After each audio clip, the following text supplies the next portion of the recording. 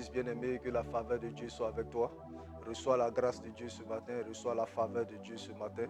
Que le sang de Jésus couvre ta maison, couvre tous les membres de ta famille au nom de Jésus-Christ de Nazareth.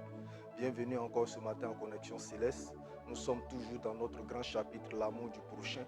Et nous allons continuer encore ce matin. Nous allons lire notre texte dans Matthieu chapitre 5 à partir du verset 44. Mais moi, je vous le dis, aimez vos ennemis, bénissez ceux qui vous maudissent, faites du bien à ceux qui vous haïssent et priez pour ceux qui vous maltraitent et qui vous persécutent, afin que vous soyez fils de votre Père qui est dans les cieux, car il fait lever son soleil sur les méchants et sur les bons, et il fait pleuvoir sur les justes et sur les injustes. Et si vous saluez seulement vos frères, que faites-vous d'extraordinaire? Les païens aussi n'agissent-ils pas de même? Soyez donc parfaits, comme votre Père Céleste est parfait. Bien-aimé, ce matin, je suis venu te demander, est-ce qu'il est possible pour toi de pouvoir prier pour tes ennemis? Prier pour ceux qui ne t'aiment pas. Si tu veux aimer ton prochain, tu dois faire cet effort.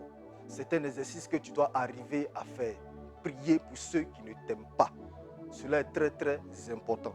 Combien de fois les gens t'ont blessé? Combien de fois les gens t'ont humilié? Combien de fois les gens t'ont trahi? Mais bien aimé, si tu trouves la force en toi-même pour prier pour ces personnes-là, tu pourras les aimer. Si sincèrement tu peux te mettre en genoux et demander au Seigneur de bénir ces personnes-là, si tu trouves la force en toi pour pardonner, pour prier pour eux, tu pourras ensuite les aimer. Cela est très très important. Combien de fois nous ne catalysons pas certaines personnes qui nous ont blessés? La personne t'a blessé, c'est comme si elle t'avait blessé à vie.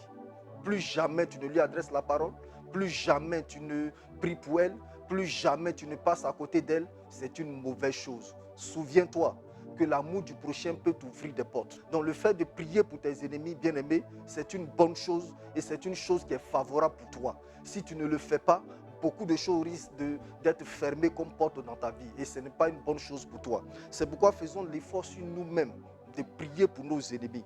Si le Seigneur nous le demande, c'est parce que cela est important. Il le dit dans le texte que nous avons lu. Si les païens se saluent entre eux, et si nous, en tant qu'enfants de Dieu, nous devons faire la même chose, qu'est-ce que nous faisons d'extraordinaire?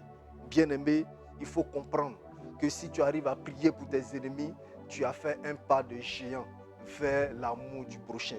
Et ma prière pour toi ce matin, c'est que tu puisses arriver à le faire. Et cela est très très important pour nous. Combien de fois nous nous retrouvons en semaine? Souvent, nous sommes étonnés de voir des gens qui ne se parlent pas dans l'église.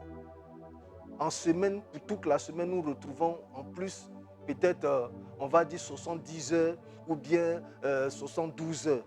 Mais dans les 72 heures, nous trouvons du temps quand même pour faire des palabres, pour ne pas se parler, pour se haïr. Comment un enfant de Dieu peut-il avoir un ennemi qui est surcroît son frère en Christ? Comment est-ce que ton frère en Christ peut être ton ennemi? Comment est-ce que ta soeur en Christ peut être ton ennemi? Malheureusement, nous trouvons ça dans l'église. Ma prière pour toi, bien-aimé, c'est que tu ne fasses pas partie de ces personnes-là qui font l'effort sur elles-mêmes d'avoir des ennemis à l'église. Ton ennemi, ce n'est pas ton frère en Christ. Ton ennemi, ce n'est pas ta soeur en Christ. Ton ennemi, c'est le diable.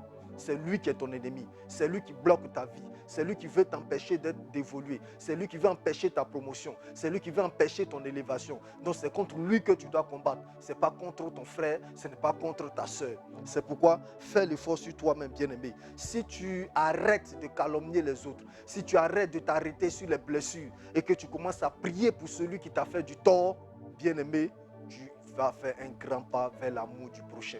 Très souvent, c'est parce que nous n'avons pas cette force-là de prier pour nos ennemis que nous n'arrivons pas à les aimer.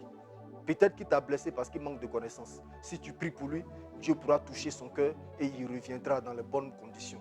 Bien-aimé, ma prière pour toi ce matin, c'est que tu puisses faire l'effort. Je ne sais pas qui t'a blessé ce matin. Je ne sais pas qui t'a humilié ce matin. Je ne sais pas qui t'a fâché ce matin.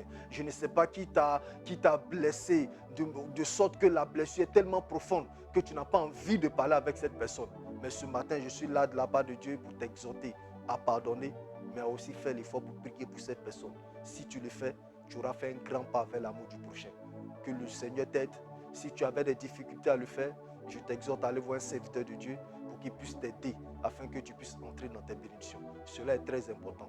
L'amour du prochain va t'ouvrir des portes. Ne l'oublie pas. Shalom à toi.